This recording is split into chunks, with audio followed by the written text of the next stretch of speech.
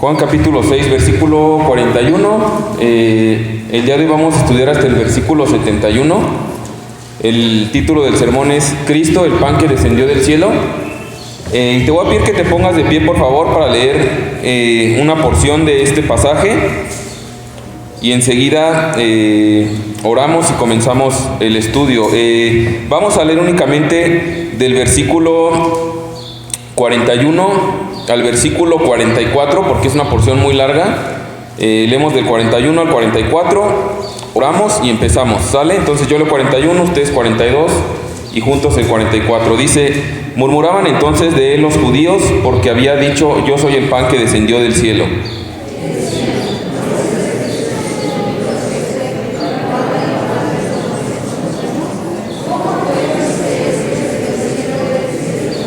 Jesús respondió y les dijo: no murmuréis entre vosotros.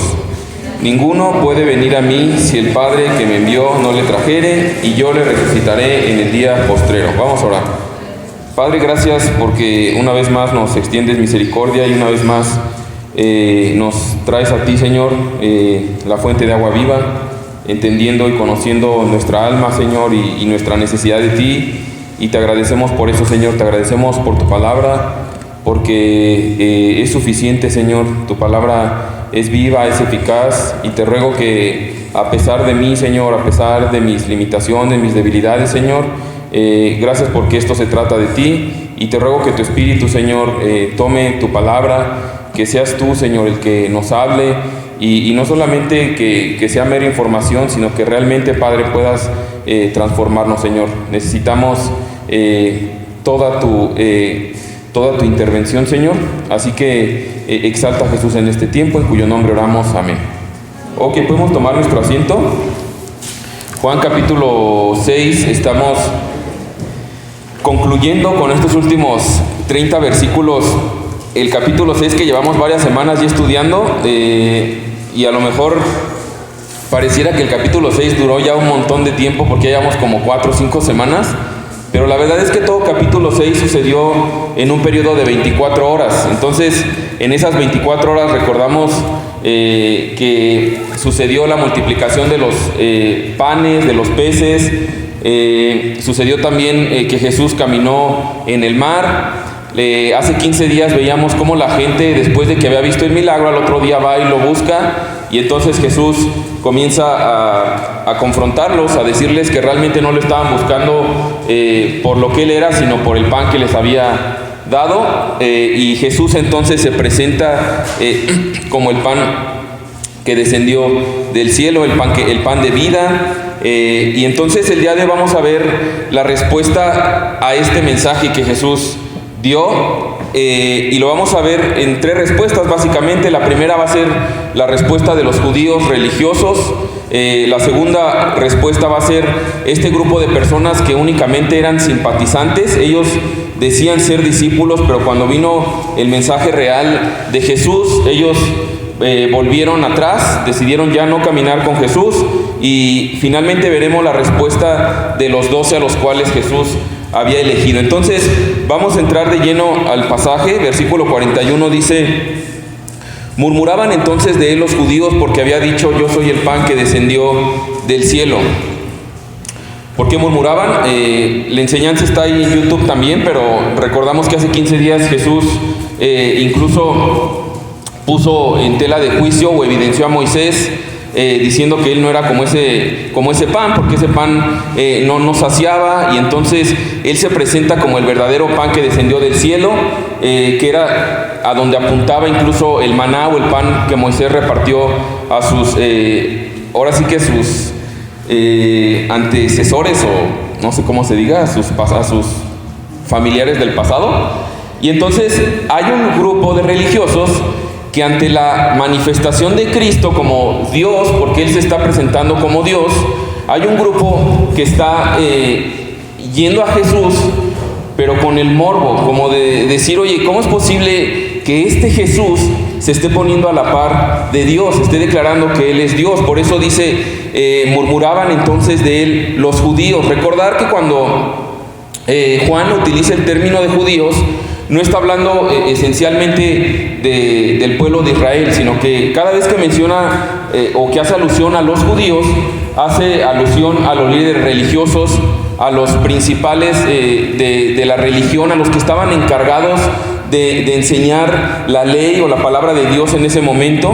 Entonces era este grupo de personas, los líderes religiosos que estaban murmurando: ¿cómo es que este Cristo se presenta como el pan que descendió del cielo? Ahora, aquí es donde aparece un detalle muy interesante y me gusta porque alguien decía estos días: mira, muchas veces nosotros dudamos de Dios o desconfiamos de Dios porque no conocemos realmente su carácter. Tenemos a lo mejor alguna suposición de cómo es Él. Y a lo mejor tú dices: bueno, ¿cómo reaccionaría Jesús ante personas religiosas que le están cuestionando su deidad? Y a lo mejor lo más natural sería como inmediatamente condenarlos y deshacerse de ellos. Pero vemos aquí un aspecto de Jesús que tiene un carácter de gracia. Jesús, más que insistir en explicar, Él va a insistir en invitar a estos judíos que están murmurando contra Él, que están cuestionando su deidad, pero aún a pesar de eso Jesús va a insistir en invitarlos a Él. Entonces, esto es algo importante porque vemos el carácter de Jesús. Ahora eso es importante porque honestamente, ahorita que les mencionaba lo de judíos, haciendo alusión a los líderes religiosos, muchas veces escuchamos de estos judíos, de los fariseos, y entonces como que creemos que es que Jesús los aborrecía. Yo también, por eso son los enemigos, son los malvados. Pero vemos que a pesar de su actitud, Jesús aquí está insistiendo y los está invitando a Él, está extendiendo su amor y su gracia, y eso es algo impresionante. Yo no sé en qué punto de tu vida estés el día de hoy, y mi anhelo es que Dios nos hable. A lo mejor tú te has relacionado o tienes el concepto de Jesús no necesariamente como Dios, sino a lo mejor únicamente como un iluminado, como un gran maestro, y dices: no, ¿cómo pueden decir que Jesús es Dios? Eso es muy exagerado. Si tú has llegado a esa conclusión, créeme que Cristo te ha traído aquí para extenderte una vez más misericordia y ofrecerte salvación en Él. Entonces, Jesús también ama a estas personas, insiste en ofrecerles vida eterna, y ellos están murmurando. ¿Qué murmuraban? Mira lo que dice el versículo 42. Si Él está diciendo que es el pan que descendió del cielo, se está poniendo igual a Dios, como veíamos hace 15 días, ellos lo veían y decían esto: ¿no es este Jesús el hijo de José, cuyo padre y madre nosotros conocemos? ¿Cómo pues dice este: del cielo he descendido? Ahora, ¿tiene sentido que ellos cuestionen la deidad de Jesús? Por parafrasearlo de alguna manera, ellos están diciendo: o sea, este vato que está diciendo que es el pan que descendió del cielo, que se está declarando como Dios mismo, este vato que yo conozco, que estudiamos en la primaria juntos, que yo lo vi cómo iba al baño, cómo le daba temperatura, cómo lloraba cuando se sentía mal, ¿tú me estás diciendo que es Dios?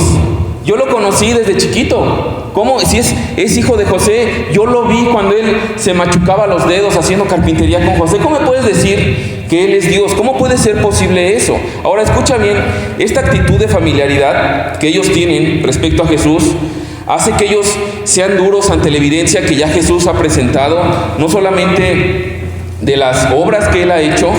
¿Qué obras ha hecho? Bueno, por lo menos las últimas 24 horas alimentó a más de 20,000 personas con 2 peces y 5 panes. Después, lo veíamos hace 15 días, muchos de ellos no supieron ni cómo llegó de un lado del mar hacia el otro lado, pero otros sí saben que caminó en medio de la tormenta. Él ha mostrado manifestaciones de que Él es Dios porque tiene poder para crear las cosas. Y entonces, de repente aquí lo están menospreciando, porque aunque tiene aspecto de un hombre simple, común y corriente, y aunque ha vivido en medio de ellos, eso no debería ser motivo para descalificar la deidad de Cristo. Yo no sé si te ha pasado que tienes a este amigo en la prepa que era un relajo, que tú dices: este cuate, si no acaba, o sea, ni se baña, ni se cambia la ropa, mira, ni entra a las clases. No estoy diciendo que Jesús era ese, pero de repente tienes alguna situación, vamos a suponerlo legal, y necesitas algún abogado, ¿no? Y te dicen: mira, hay un abogado que es buenísimo. Este abogado te va a sacar de ese asunto que tú tienes y que de verdad, y te dan la tarjeta del abogado, tú lo lees y dices: ay, mira qué curioso, ¿no? Se llama igual que este compañero que tenía en la prepa y que era un caos. Pero no, seguramente ya estás en la cárcel o algo le ha de haber pasado. De repente llegas al despacho Y resulta que realmente el abogado es este. Y entonces la familiaridad que tú tuviste con él, que lo viste ahí con cuestiones que a lo mejor no te imaginarías que pudo haber aspirado a algo en la vida, de repente te sorprende. Ahora yo te pregunto, ¿esa familiaridad que tú tuviste con él sería suficiente para desacreditar las credenciales que él ya tiene ahora después de haber estudiado, después de haber... Por supuesto que no. Ahora sé que es a lo mejor un aspecto medio burdo, pero de alguna manera ellos están descalificando la deidad de Jesús, por eso están murmurando contra él por medio de la familiaridad. Ahora, no solamente pasa eso, mi hermano, yo creo fielmente que dentro de las iglesias uno de los peligros de estos llamados que nacen en cuna cristiana, ¿no? Que dicho sea de paso, pues no existe eso, como que naces de papás cristianos, entonces ya eres cristiano en automático. Necesitamos que Dios abra nuestros ojos individualmente y cada uno decidir y abrazar a Jesús como Señor y Salvador, pero de repente crecemos en un entorno con tanta familiaridad de Jesús, con tanto escuchar el Evangelio, sí, Cristo murió por mis pecados, soy salvo, que de repente se nos hace ya tan familiar Jesús que perdemos de vista su deidad, perdemos de vista su divinidad y por lo tanto menospreciamos en nuestra manera de vivir o de acercarnos hacia Él, menospreciamos quién es realmente Él. Pero estos religiosos están ahí y simplemente por la familiaridad que han tenido durante muchos años están menospreciando las credenciales o los testimonios que Él ya presentó por medio de las obras, por medio de lo que les ha hablado. Y entonces, mira lo que responde Jesús ante esta desacreditación que le están haciendo por la familiaridad que han tenido con Él.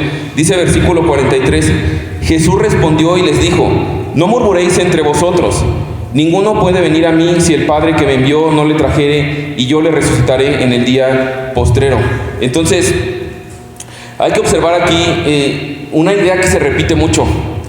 Esa parte cuando dice al final de versículo 44, yo le resucitaré en el día postrero, se repite constantemente. Entonces, cuando algo se repite constantemente es porque es una idea central dentro de ese pasaje. Lo que Jesús está intentando o la motivación que Él tiene al explicar, al insistir, al presentarse delante de estas personas, no es el ganar popularidad, sino que Él está interesado en la eternidad de las personas. Por eso está hablando de la resurrección en el día postrero. Jesús lo que está haciendo es que Él está hablando y dice, miren, lo que está en juego no es mi popularidad, no son mis sentimientos, no es el nivel de aceptación que yo pueda tener, sino que he venido a dar vida eterna. Y a veces, como cristianos, nos cuesta trabajo eso, ¿no? Como que vemos a un Cristo que no importa la motivación por la que le sigas. Mira, no importa si yo invito a personas, pues no hay que hablarles del juicio, no hay que hablarles de la eternidad, de la condenación, no hay que hablarles de que esto no es todo, de que somos eternos y seremos eternos o con Él o alejados de Él en una condenación eterna. Pero a veces somos más dados a decir, mira, no importa, hay que presentar a Jesús como sea, lo importante es que más gente le siga, no importan las motivaciones. Y veíamos hace 15 días en este mismo mensaje que Jesús está dando en versículo 26, Él les dice de una manera muy contundente, ustedes me buscan no porque han visto las señales, sino porque comen el pan y se saciaron. Entonces debemos ser honestos y entender que Jesús, lo decíamos hace 15 días, no solamente está interesado en que nosotros le sigamos o en almacenar multitudes y un montón de grupo de personas, sino que Él examina y mira las intenciones con el que le seguimos. Y las intenciones principales de Cristo, mi hermano, es darnos vida eterna. Dice por eso versículo 44, ninguno puede venir a mí si el Padre que me envió no le trajere. Ahora me encanta esto porque es algo que, número uno, en el contexto de la salvación, nos quita toda jactancia como creyentes. Si tú eres creyente y has abrazado a Jesús como Señor y Salvador, podemos darle gloria a Él. Es lo que hacemos finalmente aquí. Nosotros no venimos a adorar y nos reunimos por lo que Él pueda hacer en nuestra vida. Lo hacemos por lo que Él ya hizo, porque Él ya nos llamó, Él desde antes de la fundación del mundo nos eligió, y porque tenemos la certeza que estaremos con Él eternamente, únicamente por la voluntad del Padre. Ahora, dice versículo 45, y ahorita en el contexto vamos a ver también exactamente a estos religiosos por qué les menciona esto. Pero mira lo que continúa diciendo, versículo 45. Escrito está en los profetas, y serán todos enseñados por Dios. Así que todo aquel que oyó al Padre y aprendió de Él, viene a mí. No que alguno haya visto al Padre, sino aquel que vino de Dios, éste ha visto al Padre. Entonces, una vez más, Jesús se apoya en la Escritura para probar nuevamente su deidad. Dice, escrito está en los profetas, y serán todos enseñados por Dios. ¿Qué está haciendo aquí? Recuerda, este grupo que está murmurando son expertos en la ley, conocen el Antiguo Testamento literalmente de memoria, y lo que Jesús está haciendo es que les está diciendo, hey, por supuesto que soy Dios, y ustedes no deberían de sorprenderse que Dios esté aquí, porque eso ya estaba anunciado desde el Antiguo Testamento. De paso, un paréntesis, y lo hemos dicho en otras ocasiones, la Biblia desde el Antiguo Testamento anuncia a Jesús. El propósito del Antiguo Testamento no es mostrarnos como una parte que ya no existe en el Nuevo Testamento. Algunos son dados a decir, el Antiguo Testamento es un Dios de ira, pero el Nuevo Testamento es un Dios de gracia. Mis hermanos, desde el Antiguo Testamento Cristo fue anunciado, y Él les está haciendo ver, les dice, ustedes que son expertos en las Escrituras, recuerden este pasaje.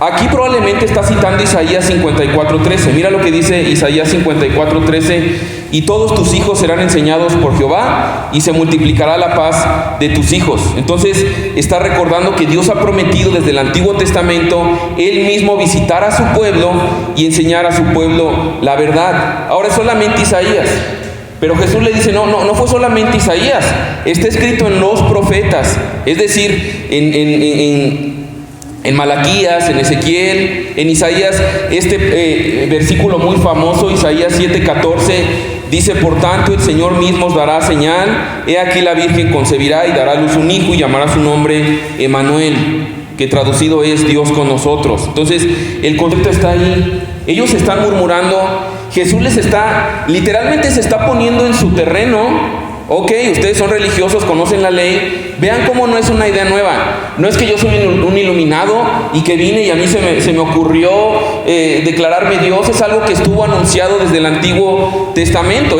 Y yo soy ese Mesías, ese Salvador prometido desde Génesis capítulo 3. Entonces, es lo que Él está presentando delante de ellos. Malaquías capítulo 3 es el último pasaje. Hay muchísimos pasajes, pero es otro pasaje que anuncia a Cristo. Malaquías capítulo 3, versículo 1, dice, yo envío a mi mensajero, y él preparará el camino delante de mí, y vendrá de repente a su templo el Señor, a quien ustedes buscan, el mensajero del pacto en quien ustedes se complacen, ya viene, dice el Señor de los ejércitos. O sea, el último de los profetas en el Antiguo Testamento termina con esta afirmación de que Él iba a visitar a su pueblo en persona. Entonces, Jesús está poniéndose, no intentar con sus palabras en ese momento explicar, sino está citando las Escrituras, le está diciendo que ustedes que son expertos, vean que lo que yo estoy diciendo no es una idea mía, no es una revelación nueva, es algo que ya estaba anunciado desde el Antiguo Testamento. Ahora, ¿por qué Jesús hizo esta afirmación ante estos religiosos que ninguno podía venir a Él si el Padre que le envió no lo trajere? Dice versículo 44, ninguno puede venir a mí si el Padre que me envió no le trajere. Otra vez tenemos que ponernos ahí, imaginarnos, está hablándole en ese momento a un grupo de personas que están llegando ahí con un prejuicio de decir, ¿cómo es posible que Él diga que es Dios y que por medio de Él podemos realmente alcanzar la vida eterna y tener una relación con el Padre? Si nosotros somos expertos en la ley, nosotros por medio de cumplir reglas, de cumplir sacrificios, de cumplir holocaustos, esa es la manera de llegar a Dios. No necesitamos a este individuo, no necesitamos a Jesús. Ahora, honestamente hay muchas personas así el día de hoy. Aún dentro de la iglesia hay muchas personas así el día de hoy, que no descansan enteramente en el sacrificio de Cristo. Vienen a Dios, vienen a la iglesia, pero aún su relación con Jesús se basa en lo que ellos hacen. Él les está diciendo, ninguno puede venir a mí, ninguno de ustedes. No es por su iniciativa, no es por sus esfuerzos, no es por su erudición, no es por su teología. Todos esos esfuerzos son insuficientes para que el hombre pueda alcanzar a Dios. De hecho, en maneras o en palabras muy sencillas, decía alguna vez alguien esto respecto al mensaje del Evangelio. El mensaje del Evangelio es esto, en una manera muy sencilla, que ya que el hombre no puede alcanzar a Dios, es Dios quien toma la iniciativa y alcanza al hombre por Cristo. Ya que el hombre no puede alcanzar a Dios, es Dios quien toma la iniciativa y alcanza al hombre por Cristo. Escucha esto, mi hermano, a la luz de la palabra de Dios, todos nosotros, sin la intervención de la gracia divina, cada vez que se nos dé escoger, escogeríamos el pecado y rebelarnos contra Dios. Ahora, tú me puedes decir, no, pero yo no soy un homicida, no soy un alcohólico, no soy un adúltero. Mi hermano, por definición la palabra pecado es errar en el blanco. Es decir, como un tiro al blanco en el punto que debería de dar. Ahora, ¿cuál es ese punto que tendríamos que dar como creación de Dios? Vivir para Él, vivir para su gloria. Ese es el propósito en Isaías 43:7. Todos los llamados de mi nombre, para gloria mía los he creado, los formé y los hice. Cada vez que nosotros hacemos algo que no es buscar la gloria de Dios, no necesariamente algo tan grotesco como somos dados a juzgar los pecados muy vistosos, pero cuando estamos viviendo, y está bien esto, y Pablo era un ejemplo de estas personas, aun cuando tú estás viviendo un cristianismo, acercarte a la iglesia, venir a buscar a Cristo, pero estás haciéndolo creyendo que tus méritos, que tus obras te dan una mayor aceptación, un mejor nivel delante de Él, entonces realmente estás menospreciando el Evangelio. Es únicamente por su gracia que nosotros podemos venir a Cristo, y no es necesariamente vivir, el decir vivir en pecado es vivir en cosas abiertamente arteras y ofensivas, sino el hecho aún de hacer las cosas aún dentro de la iglesia, pero hacerlas para nuestra gloria. Por eso dice, ninguno puede venir a mí si el Padre que me envió no le trajere. ¿Por qué le dice? Le está diciendo, miren, me dirijo a ustedes que dependen de su religiosidad, que dependen de sus obras, que dependen y a lo mejor le han echado un montón de ganas, un montón de estudio, conocen la ley de memoria, pero están confiando en su propia voluntad. Y mi hermano, el esfuerzo humano y religioso, tanto de esos hombres como de nosotros, no alcanza. Entonces, ponía esto yo en pantalla, no son nuestros esfuerzos humanos los que nos llevan a Dios. Es su gracia y el puro afecto de su voluntad de darnos la fe para por Cristo reconciliarnos con Él. Y a lo mejor estás en un punto también, y esto debemos recordarlo, a lo mejor dices, no, pues yo no es que estoy apoyándome en mi religiosidad, sino de hecho a lo mejor estoy pasando como una etapa como de flaqueza espiritual, por llamarlo así, que a lo mejor me ha alejado, me ha apagado, y de repente nos sentimos indignos. Es que mira, yo en algún tiempo hice esto y lo otro y servía, y ahora ¿cómo podría yo acercarme a Dios? Recuerda esto, no fue por tus esfuerzos humanos que fuiste salva, que Dios abrió tu fe, es por el puro afecto de su voluntad. Dice Efesios capítulo 2, versículo 8 y 9, para respaldar esto, porque por gracia sois salvos por medio de la fe, y esto no de vosotros, pues es don de Dios, no por obras, para que nadie se gloríe. Para que nadie se gloríe, y debemos recordar esto constantemente. Continúa versículo 47, de cierto os digo, el que cree en mí tiene vida eterna. ¿Te das cuenta? Le dijo, nadie puede venir a mí si el Padre no lo trajere. Está poniendo en tela de juicio su religiosidad, pero nuevamente les está ofreciendo, mis hermanos, tenemos un Salvador impresionante. Gloria a Dios que no es como nosotros, o por lo menos hablo por mí, a lo mejor no eres como yo, pero que alguien te cuestiona, rechaza a Cristo y de repente ya como que ya lo quieres entregar a Satanás prácticamente. No, Cristo, mira, ok, vuelve a invitarlos, el que cree en mí tiene vida eterna. Es un Dios compasivo, misericordioso, que su misericordia es nueva cada mañana. Y está diciendo aquí, a diferencia de ustedes que se esfuerzan por cumplir todas las obras de la ley, es simplemente el creer en mí lo que da la vida eterna, no las leyes, no las obras, no dinero. Algunos, tristemente, en algunas iglesias tienes que dar más y entonces todo lo limitan al dinero y generan una duda, una incertidumbre en la salvación, porque se apoyan en las obras y en los méritos de nosotros en lugar de aferrarse enteramente a Cristo. Dice versículo 48, yo soy el pan de vida. Fíjate, aquí empieza algo muy interesante. Yo soy el pan de vida. Vuestros padres comieron el maná en el desierto y murieron. Este es el pan que descendió del cielo para que el que de él come no muera. Ahora estamos en una era donde hay personas, honestamente, y eso tú lo sabes en la intimidad, ¿qué te genera la muerte? ¿Has estado en ese punto? Ahorita, a lo mejor por COVID, a lo mejor no por COVID, por muchas situaciones, pero que de repente en la intimidad de tu casa, frente al espejo, y dices, y si yo muriera el día de hoy, ¿qué sucedería? ¿Cuál es la seguridad de mi salvación? ¿He sido lo suficientemente bueno? Estos individuos podríamos decir que cumplían cabalmente la ley, y de repente nos genera una angustia, nos genera una ansiedad llegar a ese momento, porque aún diciendo que creemos en Cristo, hemos también apoyado en nuestras obras. Él está diciendo que Él es el pan de vida y el que de Él come no morirá. Él está hablando de la vida eterna y, como veremos, también la vida verdadera en el aquí y en el ahora. Ahora, otra vez imagínate esto, este grupo honraba de una manera tremenda a Moisés. El maná era algo glorioso para ellos, recordar cómo Dios había provisto en el desierto. Y entonces Él está diciendo, yo soy. Todo eso apuntaba a mí. Yo me imagino a Jesús cuando decía esto como golpeándose el pecho. Yo soy el pan que descendió del cielo, señalándose a Él. Yo soy el pan vivo que descendió del cielo, versículo 51. Si alguno comiere de este pan, vivirá para siempre. Y el pan que yo daré es mi carne, la cual yo daré por la vida del mundo. Entonces, mira la invitación insistente de Jesús. Y debemos otra vez entender el corazón de Jesús. Él no está intentando ganar o imponer su argumento, como el día de hoy tristemente se mira mucho, sobre todo en redes sociales, como estas batallas y discutir, sino que Él más bien está queriendo traer su corazón. Entonces, ¿qué es lo que está diciendo aquí?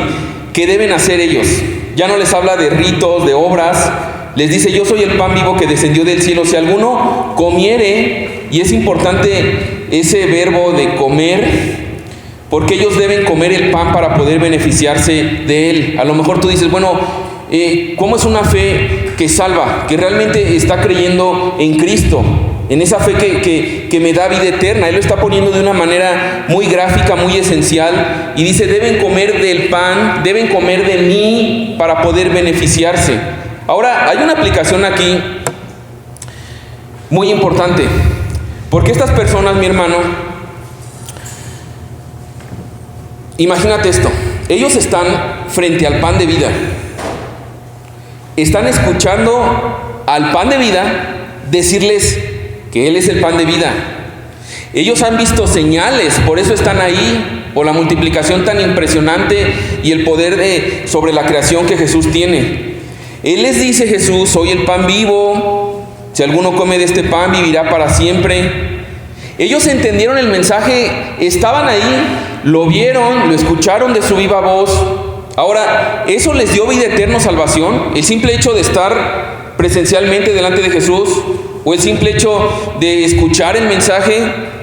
Por supuesto que no, hay una enorme diferencia. Entonces, cuando Jesús habla de todo aquel que cree en Él y que come de ese pan, habla de poner toda su confianza en Él. Versículo 47, el que cree en mí tiene vida eterna. Mi hermano, mi amigo, cuando Jesús habla de creer en Él, a la luz de la palabra de Dios, no está hablando de creer que Él existió. No habla únicamente de que creamos históricamente que Jesús existió. ¿Estos hombres creían que Él existió? Pues imagínate, están ahí enfrente de Él, por supuesto que sí. No significa tampoco que conozcas bien el mensaje de Jesús. Ellos conocen el mensaje de Jesús totalmente, están ahí. Entonces le están cuestionando, ¿cómo te atreves a decir que eres Dios? ¿Cómo te atreves a decir que mi vida eterna depende de confiar únicamente en ti? Eso solamente Dios puede decirlo. Exacto, porque Jesús es Dios. Entonces, creer en Jesús no significa únicamente estar de acuerdo con Él, no significa únicamente admirarlo, o no significa identificarnos únicamente con los valores cristianos o la ética cristiana, sino responder personalmente con una actitud de hambre y sed de justicia, de entender que Él es nuestro Salvador. Cada vez que Jesús ha hablado, y ahorita vamos a desmenuzar un poquito más esto, porque Jesús está tomando aquí una analogía muy interesante. No solamente, fíjate que la sabiduría de Jesús es impresionante, porque no solamente está demostrando lo que el Antiguo Testamento apuntaba con el pan que descendía del cielo, y Él lo está cumpliendo, sino que también, fíjate que Él está demostrando lo que el Antiguo Testamento apuntaba con el pan que descendía del cielo, y Él lo está cumpliendo, sino que también, fíjate que Él está demostrando lo que el Antiguo Testamento apuntaba con el pan que descendía del cielo, y Él lo está cumpliendo, al tomar esta analogía de comer el pan, es algo que es muy gráfico y muy ilustrado a nosotros el día de hoy también. Es decir, Jesús invita a la multitud a confiar en Él, pero cada uno es el que debe de comer el pan.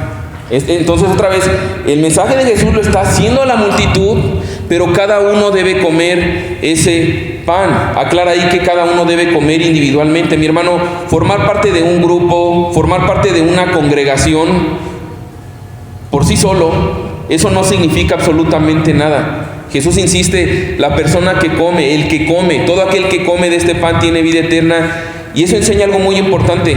Nadie puede comer ese pan por ti. No es como que, bueno, pues sí, mi mamá es súper creyente, qué bueno que mi mamá sí ama a Cristo, sí la veo que es piadosa, o mi papá o mi abuelo fue pastor, y entonces qué bueno que él y como en automático él ya comieron el pan por mí. No es así. Cada uno de nosotros debe comer este pan. Es una decisión personal que cada uno debe tomar. Y a lo mejor dices, bueno, pero pues yo cumplo con las normas cristianas, me congrego, leo la Biblia, conozco el Evangelio, conozco el mensaje. Sí, pero eso no significa que realmente tú estés abrazando a Jesús.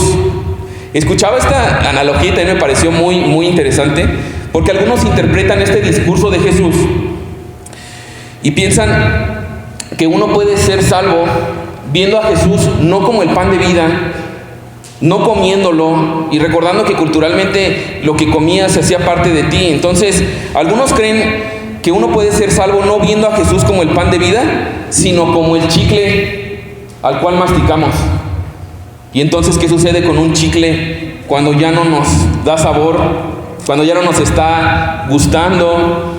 Pues simplemente lo escupimos. Y eso tristemente es la manera que muchos viven su cristianismo. No ven a Jesús como el pan de vida, sino como un chicle, como una goma de mascar. Entonces, evidentemente un chicle lo disfrutas hasta que te conviene y te está endulzando.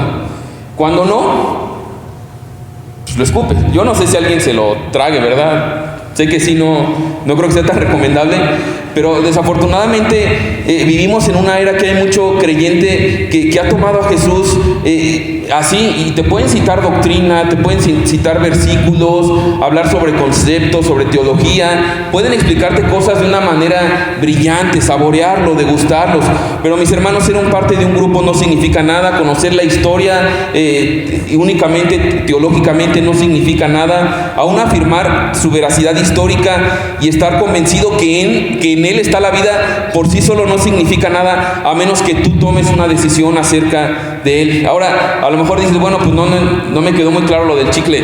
También escuchaba y me gusta eso, alguien, a lo mejor, bueno, yo creo que esto aplica si te gusta cuidarte y si no te gusta cuidarte también. Pero creo que en el día de hoy es muy común escuchar sobre las dietas balanceadas. Entonces, a lo mejor tú la conoces porque te gusta cuidarte, pero a lo mejor la conoces porque tienes la intención de cuidarte, ¿no? Y dices, sí, yo conozco ya lo que es la dieta balanceada, y ahora sí, mañana que es lunes, ya empiezo, ¿no? Lunes tras lunes. Pero conocemos lo que es una dieta balanceada. Ahora yo te pregunto, ¿crees que una dieta balanceada es lo mejor para tu salud? Pues sí, evidentemente sí, hay que bajarle a esto y ponerle más de esto. ¿Qué tanto crees que es bueno para tu salud una dieta balanceada? Muchísimo. ¿Estás absolutamente convencido de eso? Sí. Bueno, y entonces, ¿por qué no lo comes? ¿Te fijas? Es una cosa muy distinta el creer, el no tener ninguna oposición.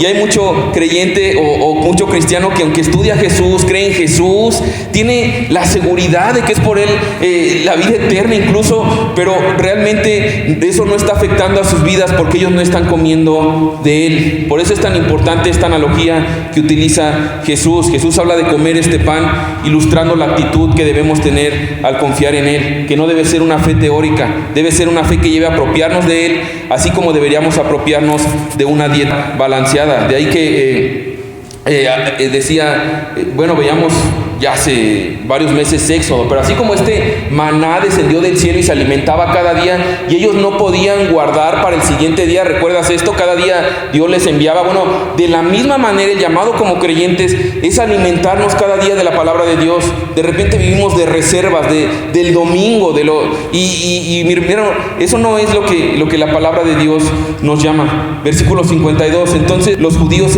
contendían entre sí diciendo, ¿cómo puede darnos a comer su carne? Ahora esta es una pregunta deshonesta, porque ellos sabían muy bien a lo que Jesús se refería cuando hablaba de carne y de sangre. Si yo te pregunto, ¿qué pensarías con las palabras carne y sangre?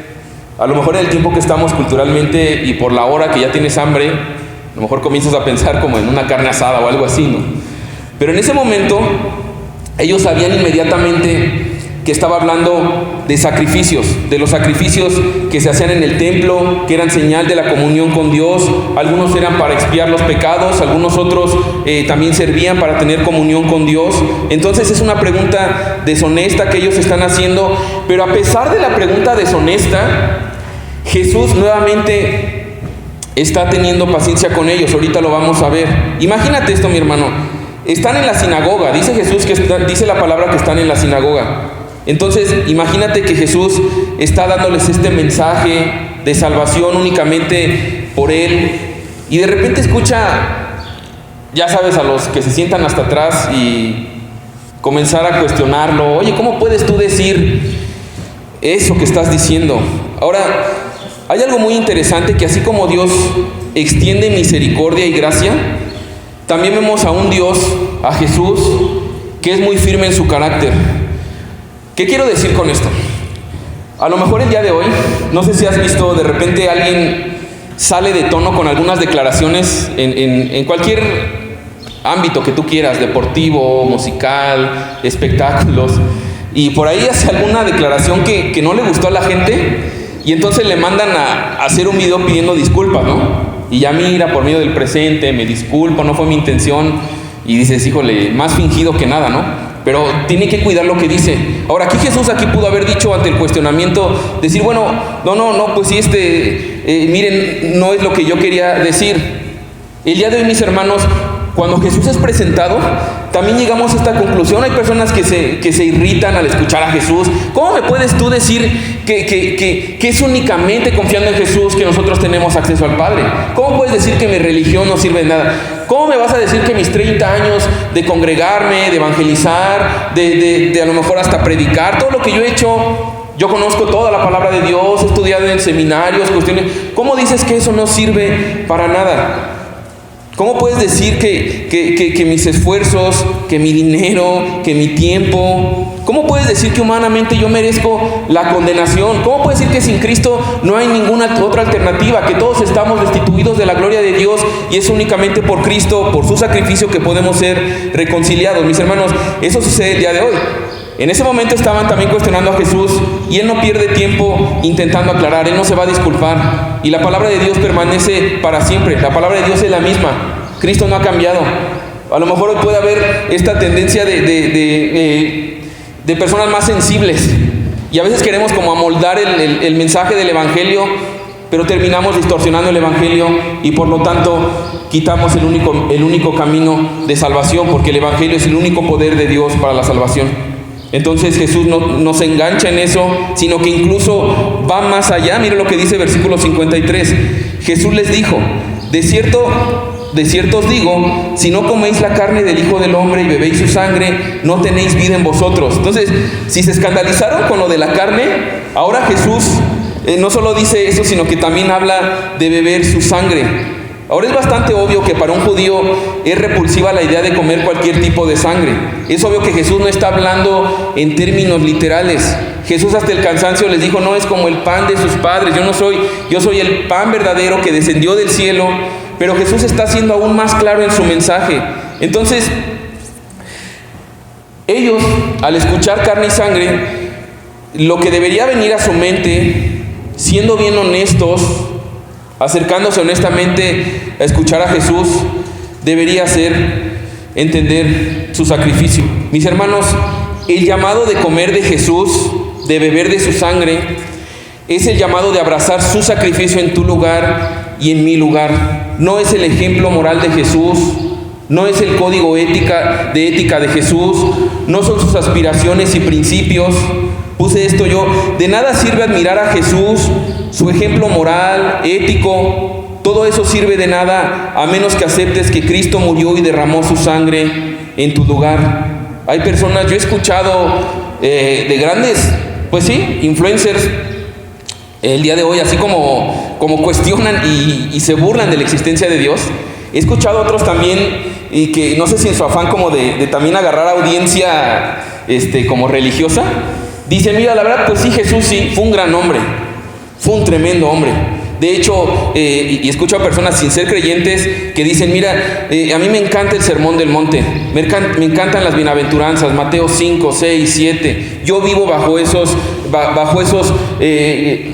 normas morales, bajo esos códigos de ética. Y aquí Jesús está diciendo: no, es que no se trata de admirar a Jesús únicamente su ejemplo moral, a menos que aceptemos que Él murió y derramó sangre en nuestro lugar, entonces es la fe que salva. Ahora, ¿por qué es algo duro? No solamente para la gente, sino aún para muchos dentro de la iglesia. ¿Por qué es algo duro en eso? Porque lo que merecemos es la muerte. Significa quitarnos de la silla que muchas veces nos gusta sentarnos, que somos víctimas de la vida, que Dios nos debe, que Dios está en deuda con nosotros, y tenemos que reconocer que contrario a eso, por causa de nuestro pecado, estamos en una severa deuda con la justicia de Dios que ni tú ni yo podemos pagar. Significa realmente admitir que merecemos la muerte, que somos pecadores, que no somos tan buenos como creemos que somos. ¿Sí o no te ha pasado? A mí me ha pasado que solemos decir: bueno, qué bueno que yo no soy tan malo como. Y aquí está diciendo: no, significa de reconocer que efectivamente somos terribles, que merecemos condenación, que lo que nosotros hacemos es insuficiente. Y entonces, cuando abrazamos y reconocemos que era imposible para nosotros, pero hubo alguien, mi hermano, hubo Cristo, este pan que descendió del cielo, que tomó no solamente nuestro lugar en la cruz, esa cruz que tú y yo merecíamos por causa de nuestro pecado, sino que también vivió la vida de obediencia que ni tú ni yo podemos cumplir. Aunque admiremos, aunque nos encante el código de ética, de moral de Jesús, es imposible para nosotros cumplirlo de la A a la Z, pero Cristo lo hizo, mi hermano. Y cuando nosotros lo comemos, dice la palabra de Dios que al que no conoció pecado, por nosotros Dios lo hizo pecado, para que nosotros fuésemos hechos justicia de Dios en Él. Cuando lo comemos, cuando decimos: Señor, yo no hay manera que yo me presente aquel día, que tenga que rendir cuentas en aquel tribunal, mis méritos, algunos creen que llegaremos y que entonces traeremos como una carpetita, ¿no? Y mira, pues yo hice esto o lo otro. Bueno, esas carpetitas que intentemos presentar delante de Dios no servirán de nada. Lo único que podrá darnos acceso es la fe en Jesús, la fe de reconocer que Él murió en tu lugar y en mi lugar, que somos pecadores, que merecemos condenación eterna.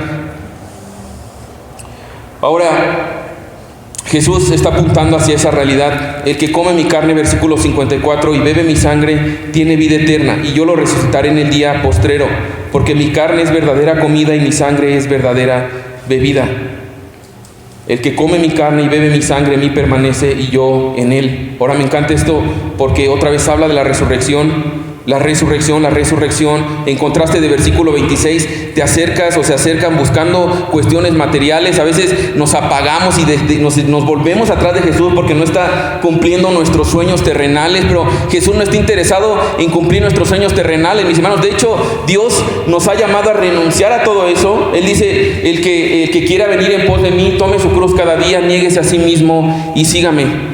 Entonces, cuando Jesús habla aquí de comerlo a Él, de beber su sangre, es abrazar su sacrificio como único y suficiente Salvador. Ahora, habla aquí de una palabra muy interesante, mi hermano, versículo 56, en mí permanece y yo en Él. Habla aquí ya de un efecto en esta vida.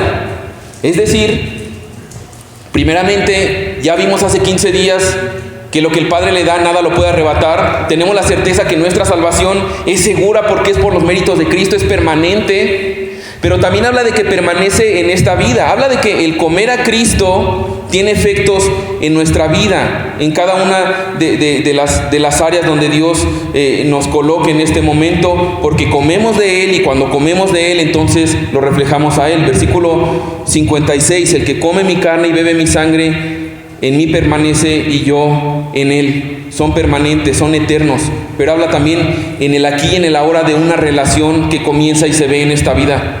¿Cómo se ve una vida, una fe que está comiendo de Jesús diariamente, mi hermano, que busca su palabra? De ahí lo importante y lo necesario. Por eso Jesús era tan insistente en decir: no solamente de pan vivirá el hombre. Y de repente nos dejamos llevar por el ritmo de vida, los hijos, el matrimonio, el trabajo, las preocupaciones. Y mi hermano, a veces lo que te decía, no es que estamos pecando flagrantemente, pero estamos dando el espaldo, pasando a un segundo término lo que realmente tiene importancia y permanece, que es Cristo. ¿Cómo está tu tiempo en la palabra de Dios? ¿Estás permaneciendo en la palabra de Dios? Dice Juan capítulo 15, versículo 5, que separados de Él nada podemos hacer. Entonces, una vida, una fe que come de Jesús, que come de ese pan, lo abraza como este sustituto y se aferra a su justicia, pero también eso tiene una implicación en el aquí y en el ahora, que por lo tanto se hace uno mismo con Cristo. Ahora, así como el maná se comía cada día, algunos creen: bueno, yo hice una decisión, ya no necesito volver a comer de Cristo. Mis hermanos, la manifestación de una fe que salva es una fe que su corazón ha sido transformado y que permanece en la palabra de Dios. Es una relación en el aquí y en el ahora hasta el día que estemos con Él. Esto porque no solamente perdona nuestros pecados, a veces tenemos también esta idea: bueno, ya perdonó mis pecados y nos vemos aquel día, ¿no? Mis hermanos, el Rey del universo, Dios mismo, Jesús, nos da esta relación con Él. No solamente nos perdona, no solamente nos adopta, sino que Él está en todo tiempo cerca de nosotros, dispuesto a hablarnos por medio de su palabra, dispuesto a escucharnos a través de la oración. No solamente nos salva de ir al cielo o al infierno, mis hermanos, dice Salmo 16:11, que su presencia y plenitud de gozo y delicias a su diestra para siempre. Nos llama a vivir una vida en Él de gozo. Versículo 57, como me envió el Padre viviente y yo vivo por el Padre, así mismo el que me come, Él también vivirá por mí. Otra característica: así el que come también vivirá por mí. Lo que está diciendo aplica en dos términos. En el plano eterno, ¿por qué viviremos eternamente en la presencia de Dios? Por Cristo únicamente. Pero en el aquí y en el ahora, ¿cuál es la respuesta de haber comido de Cristo? Vivir para Él. Romanos 12:1 dice que por las misericordias recibidas, dice Pablo, les ruego, por esas misericordias, por esa salvación, les ruego que presenten su cuerpo como sacrificio vivo. Es el culto racional, es lo más lógico, no para que los aceptes, sino porque ya han sido aceptados y amados. Jesús está nuevamente insistiendo con este corazón tierno. Versículo 58, este es el pan que descendió del cielo, no como vuestros padres comieron el maná y murieron. El que come de este pan vivirá eternamente. Ahora da un giro y ve otras personas de un grupo que creían que por estar en medio de la multitud únicamente eso los hacía parte o los hacía discípulos. Dice versículo 59, estas cosas dijo en la sinagoga, enseñando en Capernaum, y al oírlas muchos de sus discípulos dijeron: dura es esta palabra, ¿quién la puede oír? Ya no son los religiosos. Hay personas que aquí que decían creer en Cristo, y al escuchar esto dicen: dura es esta palabra, ¿quién la puede oír? Ahora, algunos sugieren que probablemente fueron llevados por la murmuración de los religiosos. Y de ahí que importante las conversaciones que tenemos, de ahí que importante lo que estamos escuchando.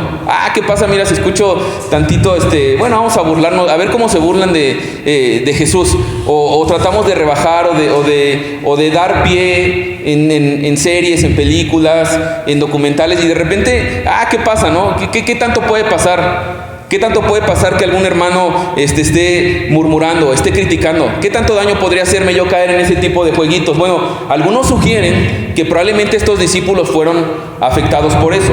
No sabemos a ciencia cierta, pero lo que sabemos es que estas personas sí se identificaban como discípulos y dicen: dura es esta palabra, ¿quién la puede oír? Ahora, la expresión original aquí no está dando a entender que era algo difícil de entender. Como que qué difícil lo que está diciendo Jesús, no entiendo nada. Lo que quiere decir más bien en el original no es que es difícil de entender, sino que es difícil de aceptar. Y honestamente, mi hermano, el Evangelio es simple, el Evangelio es sencillo. Dios nos creó para su gloria, por causa del pecado fuimos destituidos de la gloria de Dios, por lo tanto es imposible que nosotros podamos reconciliarnos con Él. Y entonces vino Cristo como Salvador, vivió la vida perfecta de obediencia que tú y yo no podemos vivir, murió en la cruz en tu lugar y en mi lugar, y por la fe en Él, porque Él resucitó y tenemos la certeza que fue el sacrificio único y suficiente, por la fe en Él entonces resucitaremos el día postrero para estar una eternidad con Él. Es algo sencillo, únicamente por los méritos de Jesús. Ahora es sencillo, pero es difícil de aceptar. Ahora, cuando los supuestos discípulos dicen, dura es esta palabra, ¿quién la puede oír? Realmente, a lo mejor está llegando a este punto que mencionaba hace rato. Mientras todo era como este chicle, fue dulce, mira qué padre, Jesús nos alimentó, vamos detrás de Él, Él nos va a estar supliendo todas las necesidades materiales. Mira cómo me empezó a ir mejor en el negocio, mira cómo mi familia empezó a mejorar. Y entonces ahí estaban detrás de Él, mientras el chicle era dulce, estaba ahí. Pero de repente lo siguen masticando, y en el momento que eso se quede insípido, que se pone duro, entonces lo desechan. Y ese es el peligro de tener una relación superficial con Jesús. Es el peligro de no pasar tiempo en la palabra de Dios, de no tener el concepto correcto de quién es Jesús y a lo que realmente Él nos ha llamado. Y por lo tanto, estamos viendo aquí que la dureza no se encuentra en el mensaje de Jesús. La dureza se encuentra en los corazones de estas personas que han tenido unas expectativas superficiales acerca de Jesús.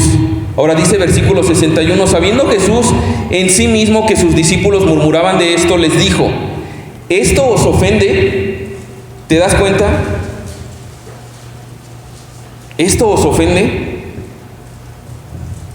Y yo no sé si te ha pasado, a lo mejor ha sido en alguna predicación aquí o en algún otro lugar, a lo mejor tú leyendo tu Biblia, pero ¿ha sucedido un punto donde tú te sientas ofendido?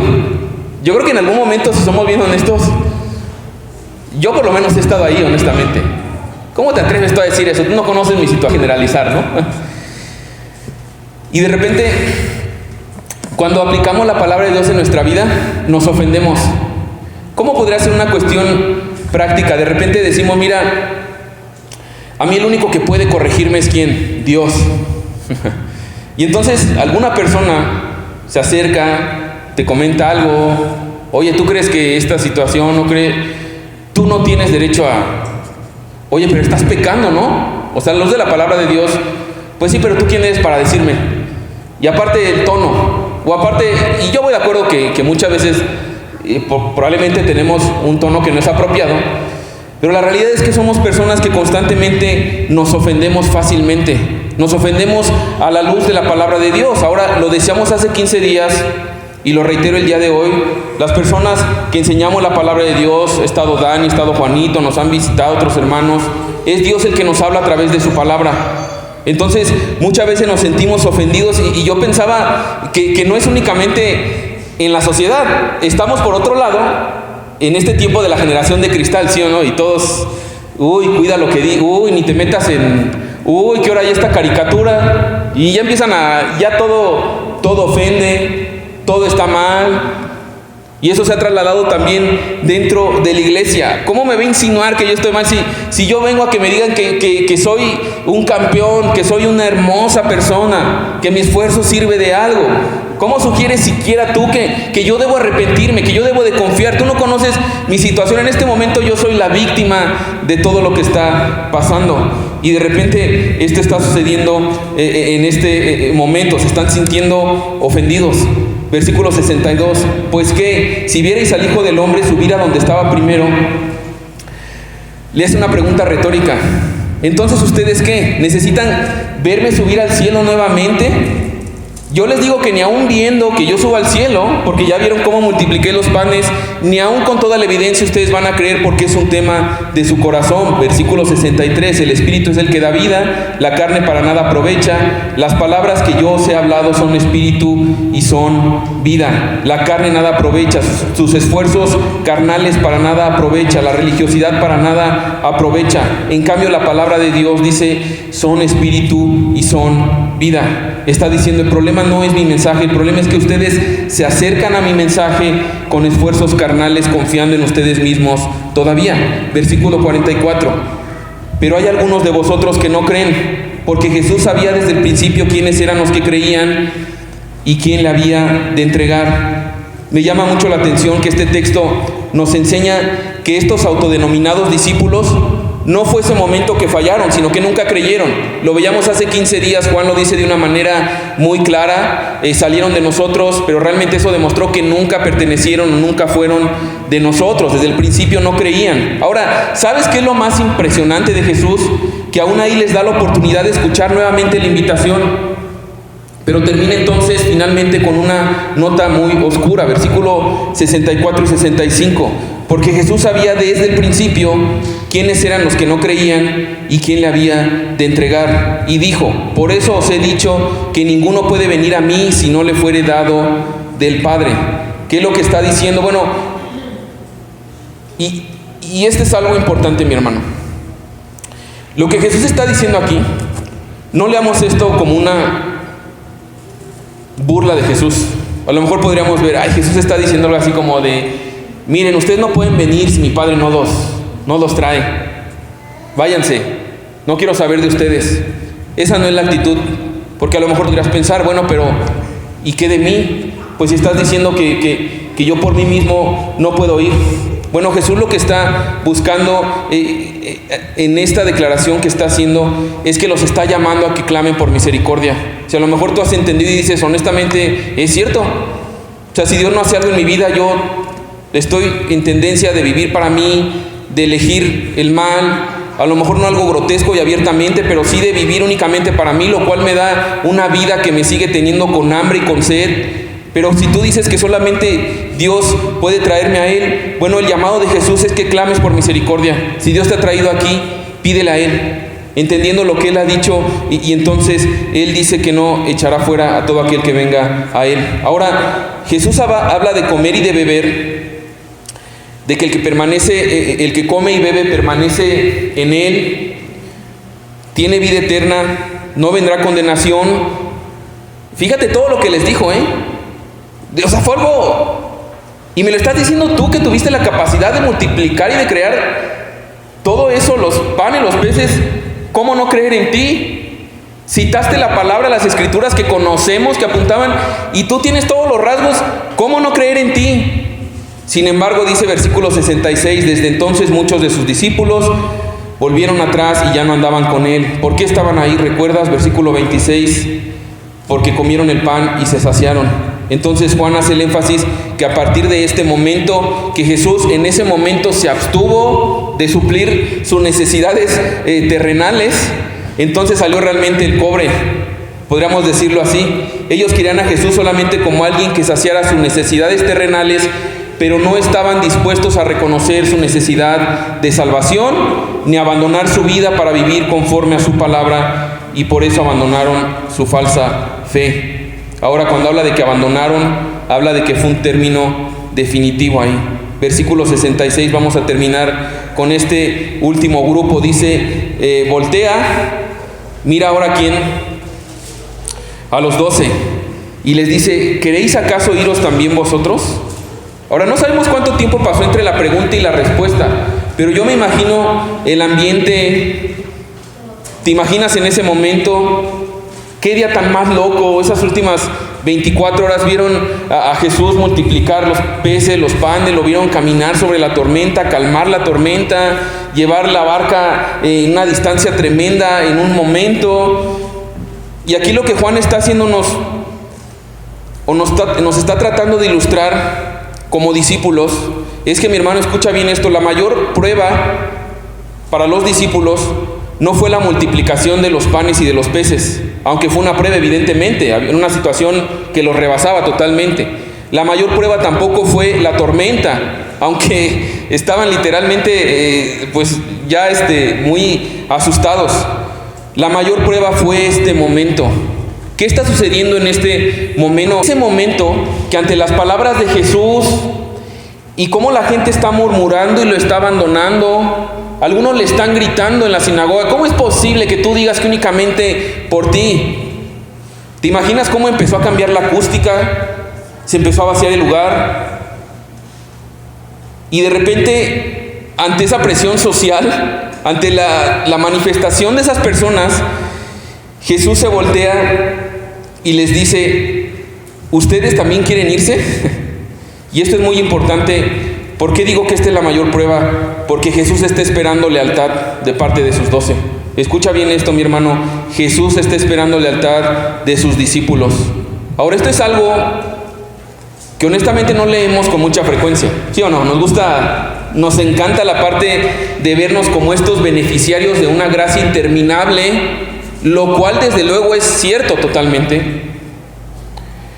Pero ser discípulo de Cristo, puse ahí en pantalla, implica también deberle nuestra lealtad a Jesús. Mi hermano, si eres creyente, es imposible. Yo te aseguro que es imposible ser verdaderamente creyente y que no llegue un momento en tu vida en que Dios va a poner a prueba tu lealtad. Te va a poner ahí en esa línea que te va a decir cuál es tu prioridad, qué es lo que te está apartando de mí, qué es lo que te está robando tiempo, fuerzas, energías, a qué le estás dando prioridad, qué es lo que te motiva para vivir, qué es eso que tú tienes que cortar, que te está apartando, que te está enfriando, que te está moldeando nuevamente al mundo y por lo tanto te está alejando de mí. Mis hermanos, Cristo también nos llama a ser leales. Ahora, aquí el paréntesis evidentemente es que no estoy diciendo que nuestra lealtad nos da vida eterna, no estoy diciendo eso, o que de nuestra lealtad depende nuestra vida eterna. Dios nos libre, imagínate. No es nuestra lealtad, pero si hemos recibido vida eterna, como estos discípulos que Cristo los escogió, la lealtad es algo que Dios probará constantemente en nuestra vida. Entonces, Él dejó una pregunta que les deja la posibilidad de que ellos pudieran bajarse del barco. Pero mira la respuesta que dice versículo 68. Le respondió Simón Pedro: Señor, ¿a quién iremos? Tú tienes palabras de vida eterna. Ahora, no sé si te ha pasado, mi hermano, pero así como todo creyente en algún momento ha llegado a este punto de tener que cortar o dejar o incluso aunque sea costoso, incómodo, doloroso, mostrar la lealtad a Jesús. También yo creo que ha habido estos puntos en el que decimos con lágrimas en los ojos, a lo mejor ya de rodillas y en el fondo, y decimos: Señor, ¿a quién iremos? ¿A quién iremos si solamente tú tienes palabras de vida eterna? Por eso termina diciendo versículo 69, y nosotros hemos creído y conocemos que tú eres el Cristo, el Hijo del Dios viviente. Cuando habla nosotros hemos creído y conocemos que tú eres el Cristo, fíjate, en el original es algo muy interesante porque habla de un presente continuo. Está diciendo: nosotros hemos creído pero seguimos creyendo. Hemos conocido pero seguimos conociendo. Está diciendo: por supuesto que creemos en ti, pero nuestra fe obviamente no es perfecta, nuestro conocimiento no es perfecto, pero estamos perfectamente convencidos de quién eres tú. Fallaremos seguramente muchas veces, pero también esa misma fe me lleva a descansar en que es por ti, porque tú me diste el don de la fe y que perseveraré hasta el fin. Porque lo hemos dicho, lo decía hace 15 días, este mismo Pedro que se está aventando esta declaración, después también tendrá esta duda. Y finalmente, ¿qué sucede con él después de que huye temeroso? Cristo nuevamente lo restaurará. Entonces no fue por la lealtad de Pedro, pero evidentemente nuestra fe será probada en este caminar. ¿No te encanta eso? Ponía esto en pantalla. Una fe probada, mi hermano, una fe que salva, no es una fe perfecta, es una fe sencilla, sincera y colocada en la persona perfecta de Jesús. Dice versículo 70, y vamos a terminar con esto. Mira el cambio de discurso. Me encanta porque Jesús pudo haberle dicho a Pedro: ay, Pedro, si supieras que lo que va a suceder, ¿no? Y me encanta porque a lo mejor ahorita dices: wow, sí, quiero permanecer en Él y ser leal. Y créeme que Dios no se va a sorprender cuando caigas en esos momentos de debilidad. Pero Dios mira nuevamente nuestras intenciones, el deseo y el anhelo con el que le seguimos. Y entonces mire el cambio en el discurso que da, versículo 70. Jesús le respondió: ¿no os he escogido yo a vosotros los 12 y uno de vosotros es diablo? Hablaba de Judas Iscariote, hijo de Simón, porque este era el que le iba a entregar y era uno de los 12. Entonces, ¿qué está pasando en ese momento? Jesús está hablando evidentemente de Judas. Ahora, yo quisiera terminar con esto porque creo que es algo fuerte lo que está sucediendo aquí. ¿Te imaginas qué estaba pasando en la mente de Judas? ¿Tú no crees? Yo he pensado que a lo mejor para Judas hubiera sido en ese momento decir: Señor, ¿sabes qué? Mejor yo me voy con la multitud. O sea, gracias por haberme invitado un rato, por permitirme ver tus milagros, pero honestamente yo no creo que tú seas suficiente, yo no creo que tú seas Dios. ¿Estás de acuerdo a lo mejor que hubiera sido mejor para él? Ahora, lo fuerte de esto, mi hermano, y quiero plantear esta pregunta, es: ¿habrá alguien con esa actitud el día de hoy que realmente, incluso externamente, pudiera parecer que tomó una decisión por Cristo, pero que realmente no le ha dado su vida a Él? A la luz de la palabra de Dios también es una advertencia fuerte, no es algo que debemos tomar a la ligera. Probablemente así como Judas, también hay entre nosotros, y mi hermano, te puedo asegurar eso, y hemos visto caminar a muchas personas. Ayer hablaba con una persona y le decía: es que así es la iglesia, así es el cristianismo, es un organismo vivo, van y vienen, y al que viste más prendido de repente ya anda, y ahorita lo vemos con cantantes súper famosos, pastores relevantes, influyentes, y de repente dice: pues este cuate era un instrumento tremendo, ¿y qué pasó ahorita ya? Después de escribir libros ya está ahora desprestigiando a Jesús. ¿Qué sucedió? Bueno, mis hermanos, es una seria advertencia a reconocer nuestra condición, a pedirle y a clamar y no tomar a la ligera la advertencia que Jesús hace a la luz de esta porción de la palabra. Y mis hermanos, no es mi anhelo el decir: híjole, qué miedo, ¿seré yo? Y entonces vivir con un miedo, sino, mi hermano, ser honestos, pedirle a Dios que examine nuestro corazón. Decía alguien por ahí: el único temblor que deberíamos tener es temer a Dios, temer a su palabra, porque ese es el principio de la sabiduría, el temerle a Él. Y ahora eso debería repercutir en cuestionar severamente mi fe y decir cuáles han sido las intenciones por las cuales yo he seguido a Jesús. ¿Cómo he respondido al Evangelio? A lo mejor ya he llevado mucho tiempo y me ha sido tan familiar esto de Jesús como Salvador. Yo, pecador, necesito a alguien que pague por mi deuda con la justicia de Dios. Pero a lo mejor te has relacionado con Dios en base a tus méritos, en base a tus obras, en base a lo que tú haces. Y también Dios hoy te está diciendo: mira, debes entender que no se trata de eso, se trata de comer de Jesús, de depender en lo que Él hizo y por lo tanto cada día vivir alimentándote de su palabra. Pero también a lo mejor estás en ese punto de que sí te has creído y a lo mejor ha sido más bien seguirlo por cuestiones de conveniencia, por cuestiones cuando ha sido dulce. Y a lo mejor hasta has dudado de Dios, decir: oye, ¿por qué comenzó a venir tormentas, situaciones complicadas? Capítulo 6 vimos cuando Jesús fue el que los metió a la tormenta. Yo puedes decir: Señor, perdóname, y gracias porque hoy puedo entender que aún a pesar de la aflicción, no es eso lo que determina tu amor hacia mí, sino que es por Jesús. Y mi hermano, a lo mejor también estás en un punto donde Dios está probando tu lealtad, donde a lo mejor Dios te habla y dices: mira, ¿sabes qué? A la luz de lo que Pablo dice de presentar mi cuerpo como sacrificio vivo, porque es el culto racional, ¿qué áreas de mi vida hay que honestamente he dejado a Dios en segundo término? Que le doy las migajas.